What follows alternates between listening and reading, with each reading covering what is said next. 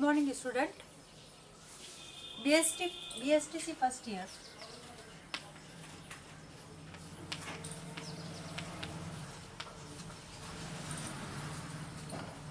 कला शिक्षा विषय में हमारी जो इकाई 4th है, प्रदर्शनकारी कलाएं, इसके अंतर्गत हमने राजस्थान के जो प्रसिद्ध लोक नृत्य है, लोकगीत है, इन सब का हमने अध्ययन किया। अब आज हम प्रदर्शनकारी कला के अंतर्गत आज का हमारा प्रकरण है राजस्थानी लोक वाद्य। इनके बारे में हम जानकारी प्राप्त करेंगे। जैसा कि मानव समाज जो है सभी वर्गों की भाषा, कला, संस्कृति एक दूसरे से पृथक होती है। मानव समाज या हमारा जो मानव समाज है, इन सब की कला है, भाषा है, संस्कृति आपस में एक दूसरे से अलग अलग होती है। इन सब से जुड़े हुए जो गीत है, नृत्य है, वाद्य यंत्र है, हमारा जो समाज है, देश है, काल है, उसके अनुसार अलग अलग अस्तित्व और सौंदर्य रखते हैं और अपना अस्तित्व रखते हैं। इसी क्रम में जैसे राजस्थान के लोक संगीत में भिन्न भिन्न अवसरों पर अभिव्यक्तियों के लिए अनगिनत लोक वाद्य पाए जाते हैं। ये लोक वाद्य पाए जाते हैं। इनमें से जैसे रावण हत्था है, मंजीरा है, करताल है, ढोलक है, ढोल है, इकतारा है। ये जो वाद्य है, यह इनको लोक वाद्यों की श्रेणी के अंतर्गत लिया गया है और आज हम इन लोक वाद्यों के बारे में ही चर्चा करेंगे।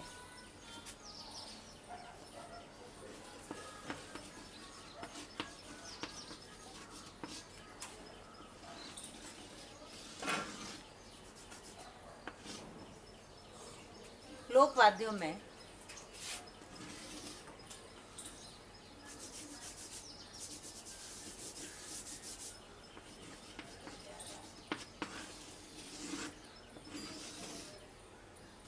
रावण हत्था,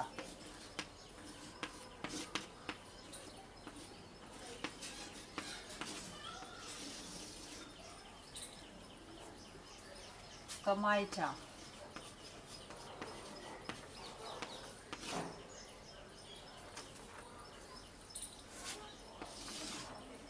करताल,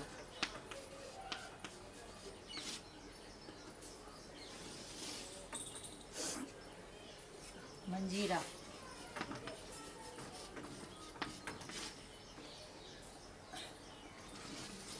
बपंग,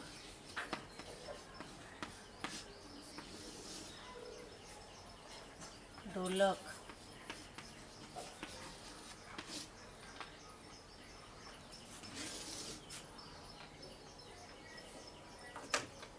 चिमटा,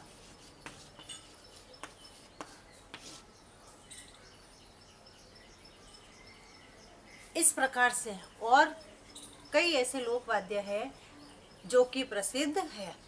अब हम सबसे पहले जैसे रावण हत्था है। रावण हत्था राजस्थान का प्राचीनतम तथा लोकप्रिय वाद्य यंत्र है, जिसे नारियल की खोल के ऊपर बांस लगाकर बनाया जाता है और कसे हुए चमड़े पर सुपारी की जो लकड़ी होती है, उस सुपारी की लकड़ी या गुड़च लगाकर 9 तार लगाए जाते हैं और गज की सहायता से इसका वादन किया जाता है। राजस्थान के जो भोपा जाति के जो लोग होते हैं, इस वादन के साथ प्राय पाबू जी की जो फड़ होती है, पाबू जी की फड़ को गाते हैं, इसलिए इसको रावण हत्था कहा जाता है।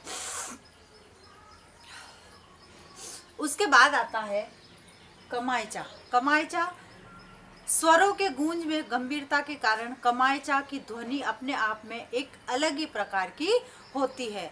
इसमें 27 तार होते हैं। कितने होते हैं कमायचा में? 27 तार।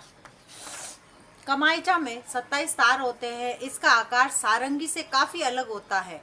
यह मंगनियार जाति के लोक गायकों द्वारा प्रमुख लोक गायकों का प्रमुख वाद्य यंत्र है। यह गज से बनने वाला तंतु वाद्य है।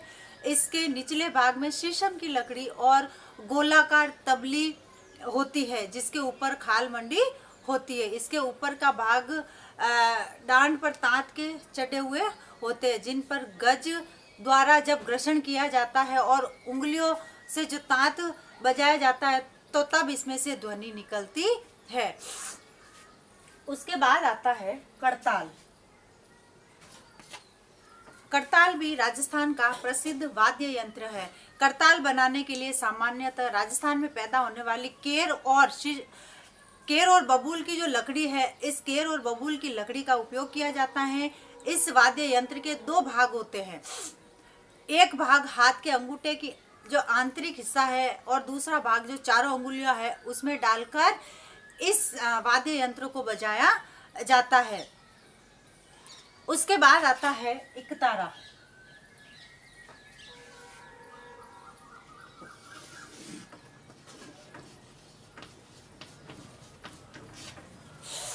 इकतारा जो है वह प्राचीन वाद्य है और भारत में अति लोकप्रिय है। गोल तुंबे के 2-3 हाथ का एक बांस जोड़ दिया जाता है इकतारी पे।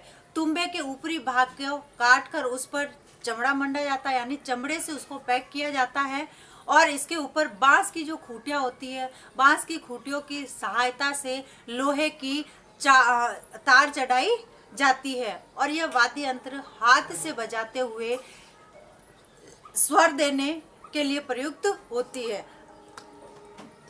अब जो कृष्ण भक्ति में जो लीन थी मीराबाई, वह इस इकतारे का उपयोग करती थी जब वह कृष्ण की भक्ति करती थी।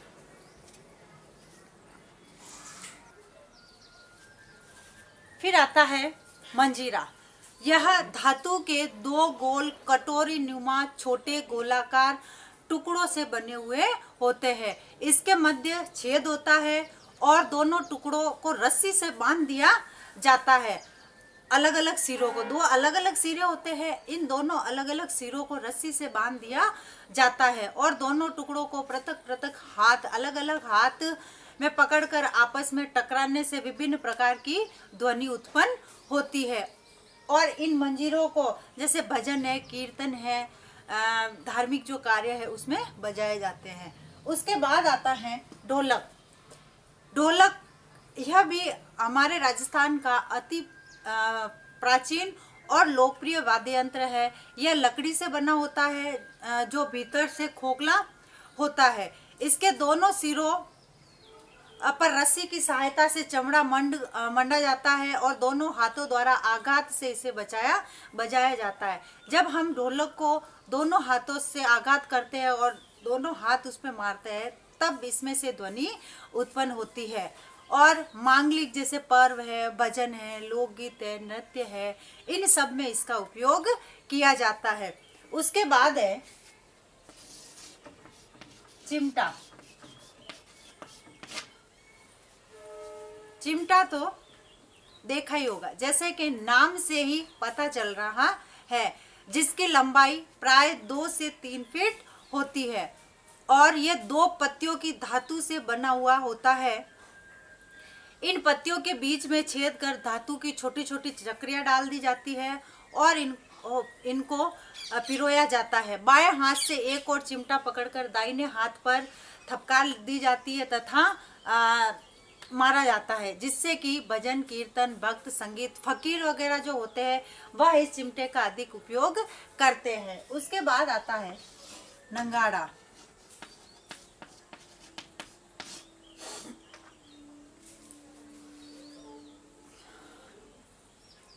ढोल की थाप और नंगाड़े की चोट मशहूर है।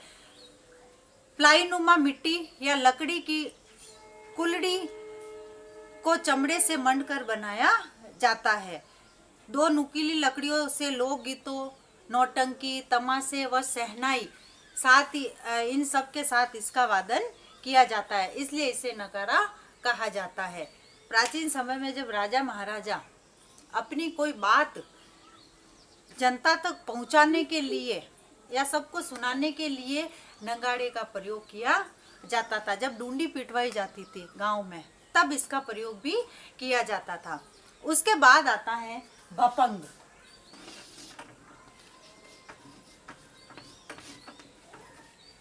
भपंग फकीरों व जोगियों, लोक कलाकारों द्वारा प्रयोग में लाए जाने वाला यह प्रसिद्ध वाद्य यंत्र तुम्बे से बना होता है। तुम्बे को एक और चमड़े से मांडा जाता है और दूसरी ओर तार लगाया जाता है, जिसे खूंटी से बांध दिया जाता है। इसी के आधार पर ताल बजती है। इस वाद्य यंत्र को बगल में दबाकर आघात के द्वारा बजाया जाता है। तो इस प्रकार से ये जो हमारे विभिन्न जो राजस्थान के वाद्य यंत्र है, इन वाद्य यंत्रों को अलग अलग प्रकार से काम में लिया जाता है, इनको बजाया जाता है इनकी आवश्यकता के अनुसार। अब है आज का आपका गृह कार्य।